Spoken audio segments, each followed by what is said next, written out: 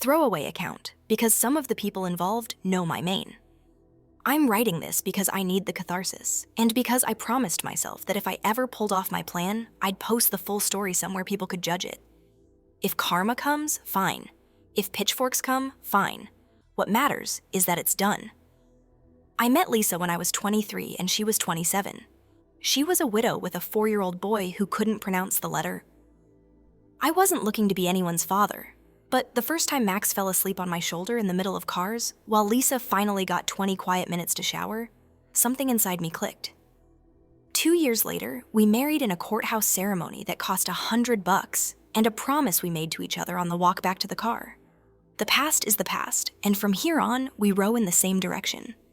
Family, to me, means showing up every single day whether you feel like it or not. It means sitting in a freezing hockey rink at 6 in the morning, because Max didn't like soccer like Lisa hoped, but he loved the feel of skates under him and the smell of the ice. It means tutoring him through algebra even when my own eyes were blurry from a double shift at the plant. It means learning how to braid so he could gift his first girlfriend a friendship bracelet that wouldn't unravel. It means being there, invisible like the studs in a wall nobody notices until the drywall cracks. For 12 years, I never missed a parent-teacher conference. For 12 years, every Christmas morning started with Max cannonballing onto our bed at an hour that should be illegal. I kept every goofy drawing, every half-broken science fair model. Lisa called me bonus dad, a term I hated at first because it sounded temporary, like a trial subscription.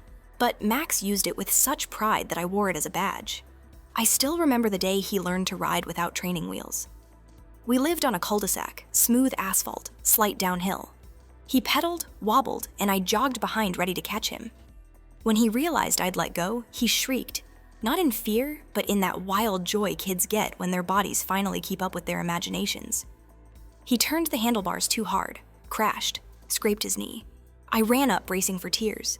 Instead, he pumped a bloody fist and shouted, "Again!" That knee scar is still there, a tiny pink reminder that triumph sometimes costs a strip of skin. I earned an honorary doctorate in first aid that summer. The trouble started the summer he turned 16.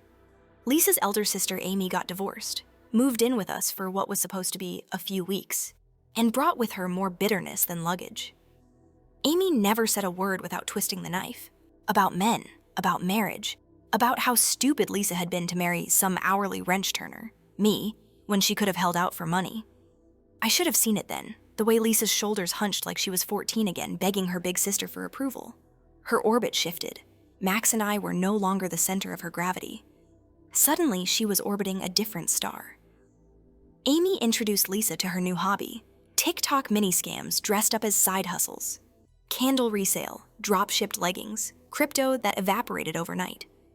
And suddenly Lisa, the woman who used to tease me for counting coupons like baseball cards, wanted fast money. Faster than my overtime. Faster than slow, boring life. The fights were quiet at first because we never argued in front of Max, but secrets vibrate through walls. He heard. I don't know the exact day Lisa told him I was just the replacement dad, but I know the first sign. Max came home from a weekend at a friend's and ignored the normal fist bump. He brushed past me and muttered, "Not now, Jeff. No dad, no eye contact." That night I asked Lisa if she knew what was up. She shrugged, said, "Teenagers," and scrolled her phone like she was being paid per thumb flick. The distance grew like mold. Max quit hockey, quit talking, quit coming home for dinner. His phone buzzed nonstop with messages from Lisa, private ones, because apparently the family group chat was lame now. One afternoon I walked into the kitchen and found the two of them whispering. They stopped when I entered, and Max's face had that pinched, embarrassed look I remembered from when he once stole a candy bar. My stomach dropped. 3 weeks later, he exploded. Came home from school, slammed the door hard enough to rattle the framed photo of the three of us at Niagara Falls. He stood in the hall, shaking, cheeks blotchy. "Did you know my real dad didn't abandon me?" he shouted. "Mom only married you because you were safe. You're the replacement, a placeholder. She said so." Lisa didn't deny it. She flinched, but she didn't deny it. I wish I could say I stayed calm. I didn't. The argument tore through the house like a tornado. Max stormed upstairs, screamed that he was going to live with his real family as soon as he turned 18. Lisa looked at me like I was the villain ruining her plan. That night, I slept in the guest room. That weekend, I learned via Amy's Instagram that Lisa was separated and manifesting abundance. She'd filed for divorce without telling me. The papers arrived Monday. In the petition, she listed irreconcilable lifestyle differences and asked for primary custody of a child who biologically wasn't mine, but emotionally had been mine for 12 years. The ink smelled like betrayal. It took 6 months to finalize. 6 months in which Lisa bled our joint account on consulting fees and crypto losses. 6 months in which Max refused every call. On Judgment Day, the court awarded Lisa the house because her lawyer argued Max would spend the majority of his remaining adolescence with her. I got my truck, my tools, and the contents of a college fund I'd created back when Max was 9. An account in my name because Lisa's credit was garbage from an old medical bill.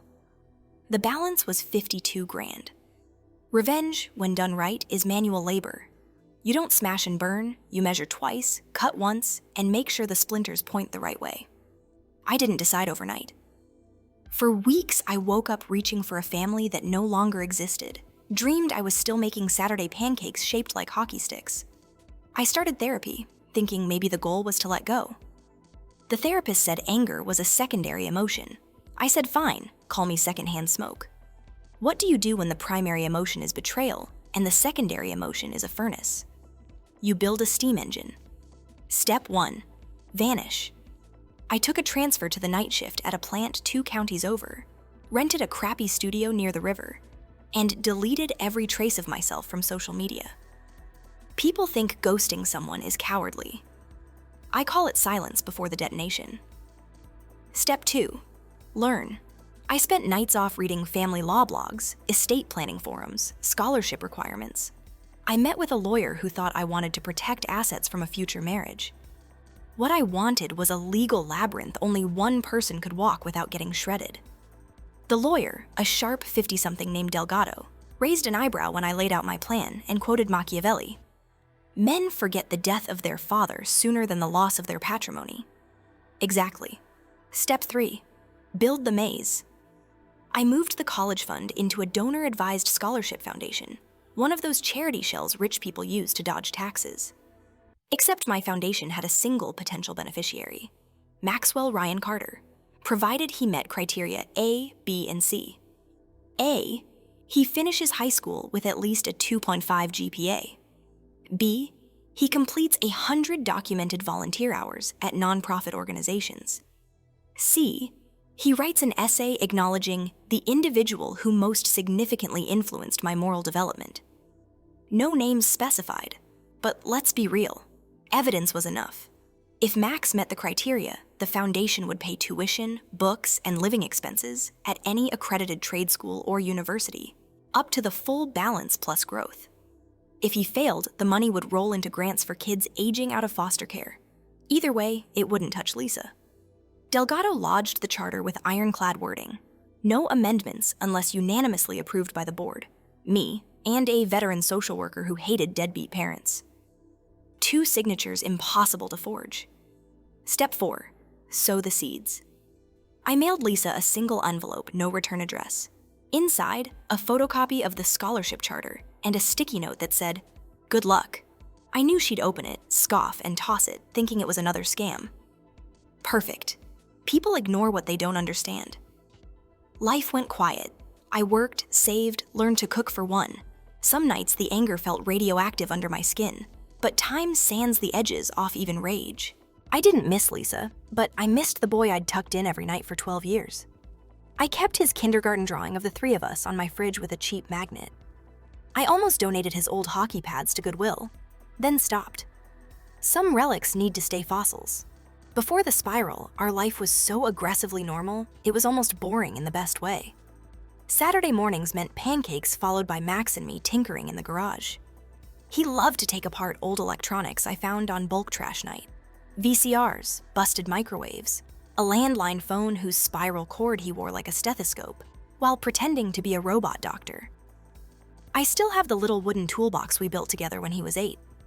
The handle is crooked because he insisted on hammering the nails himself. When Max was 10, the school held a Dads and Donuts event. At the last minute, a work emergency blew up, and I called to say I'd be late. By the time I arrived, the cafeteria was almost empty, a few janitors stacking chairs. Max sat alone at a table with 2 untouched glazed donuts. He'd saved one for me. I apologized over and over, but he looked bewildered. He hadn't been sad, he'd just waited because he believed with the conviction only children have that I would come. That memory haunted me in the months that followed. There's another moment that flashes like an amber light every time I question whether I went too far. Max was 11, home with the flu. He wanted to watch old family DVDs. One was his biological dad reading The Very Hungry Caterpillar to baby Max. The man looked thin, chemo-gaunt, but his eyes shone. Max asked me why his first dad sounded tired. I told him the truth about illness in terms a kid could handle. Max curled under my arm and said, "I got 2 dads. That means double the love." I thought we were set for life. The divorce hearing was less dramatic than television makes it. Fluorescent lights, stale carpet smell, a judge who looked like he'd rather be golfing. Lisa wore a white blazer that made her seem fragile. Her lawyer milked that image, painted me as the emotionally distant stepfather clinging to money instead of relationships. I sat there cataloging every expenditure she'd made since Amy moved in, every crypto buy, every motivational retreat. I'd printed bank statements the thickness of a phone book. Evidence was enough. After the gavel fell, I walked to my truck, feeling like my bones were hollow. Lisa strutted to Amy's SUV, Max in tow. He didn't look back. Amy saluted me with 2 fingers and mouthed, "Bye, replacement." I drove to a diner and ate eggs I couldn't taste.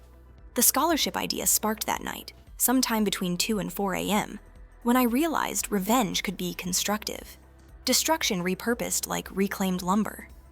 Setting up the foundation took months. Paperwork, background checks, IRS scrutiny. I attended seminars full of men in pressed suits discussing philanthropic instruments.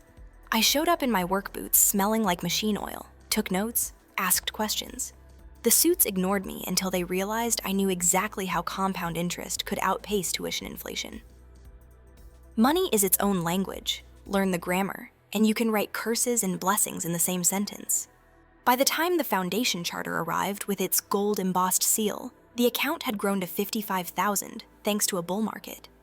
Delgado poured 2 fingers of scotch and asked if I felt victorious. "Not yet," I said. "Construction's not demolition until you push the plunger." The plunger moment almost came early. 3 days before Lisa got the letter, she posted on Facebook about buying a ticket to a crypto cruise in the Caribbean.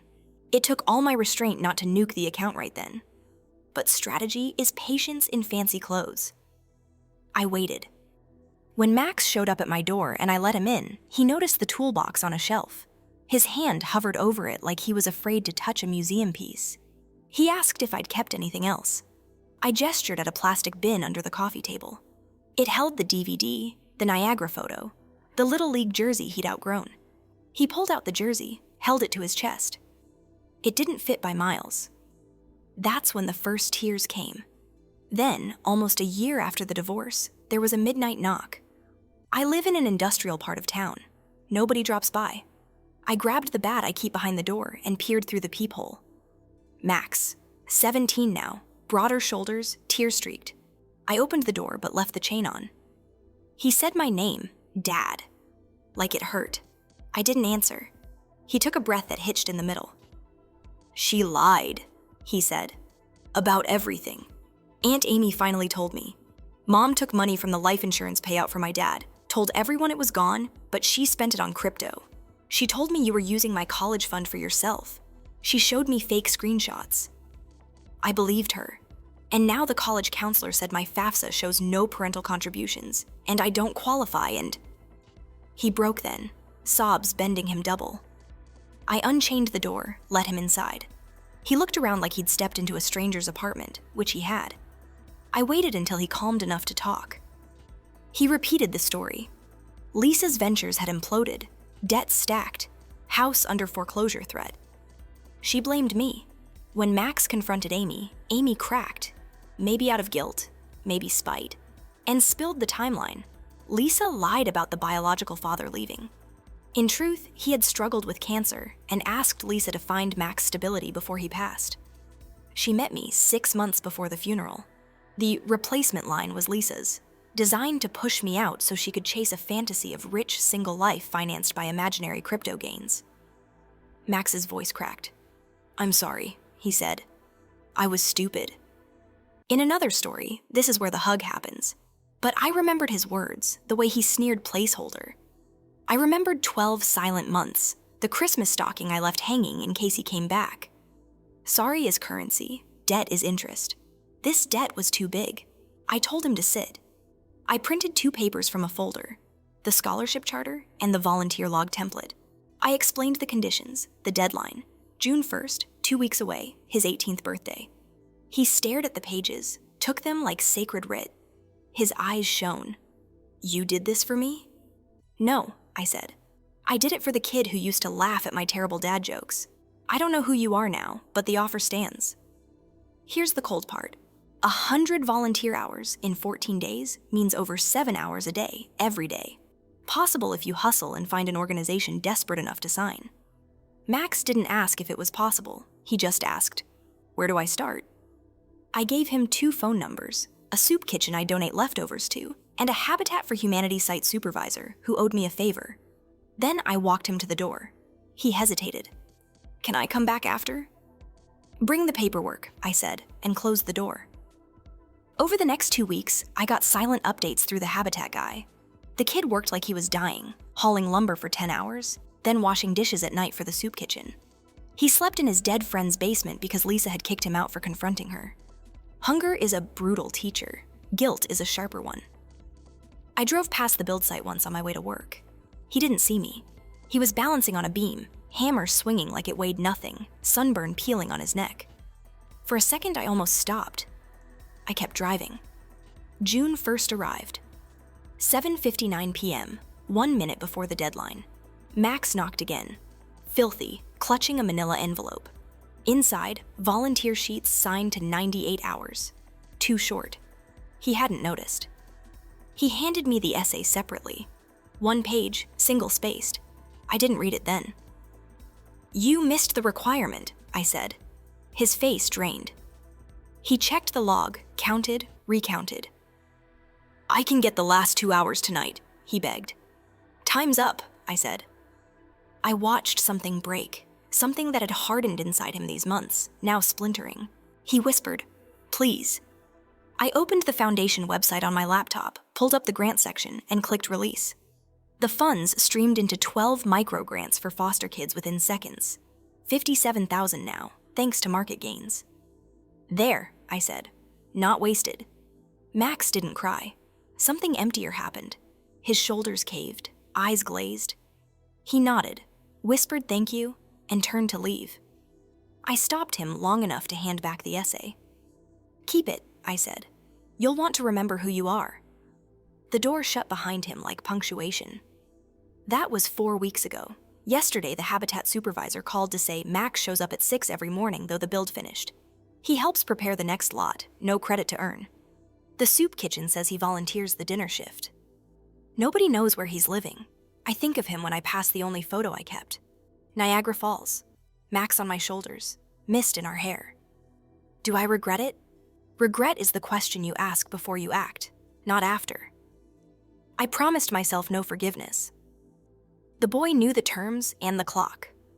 Life is a series of clocks. I keep thinking about concrete. When you pour it, you have a brief window to smooth the surface, carve initials, fix mistakes. Then it sets. Relationships are like that. Ours set the night Max called me Jeff. Anything I do now is just etching on top of stone. Visible, maybe, but the hardness beneath doesn't change. Some people on this sub will say I'm punishing a kid for his mother's sins. They forget he's legally an adult in 2 weeks and emotionally already older. Betrayal accelerates aging. He drove the knife in himself, but Lisa guided his hand. Both own the blood. Delgado asked what I'll do with the toolbox. I said maybe I'll donate it. "Why not keep it?" he asked. "You built it together." I told him memory is lighter than wood.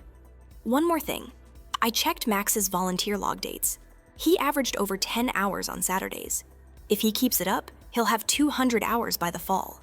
The foundation can't pay him, but plenty of scholarship boards love that kind of service. Maybe someone else will invest. Maybe earning a second chance from strangers will mean more than inheriting one from me. A friend hinted I might quietly reopen the scholarship one day. I could set a new criterion, give Max a path. Maybe. The criterion would have to be harder than time travel. Last week, I got a letter addressed to the Foundation's P.O. box from a 19-year-old named Tasha, one of the foster recipients. She wrote that the grant paid for her automotive tech certification.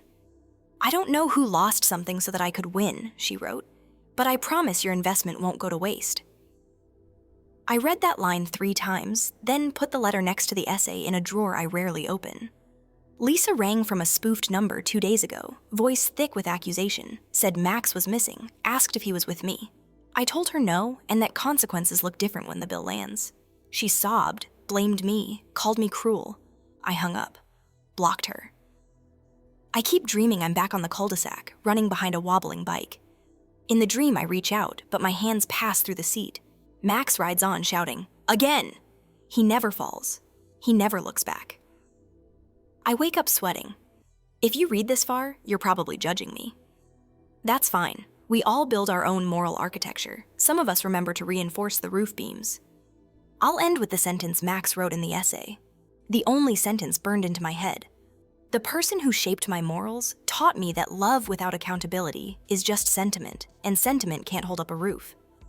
I'm leaving that roof standing, but I'm walking out from under it. Finn,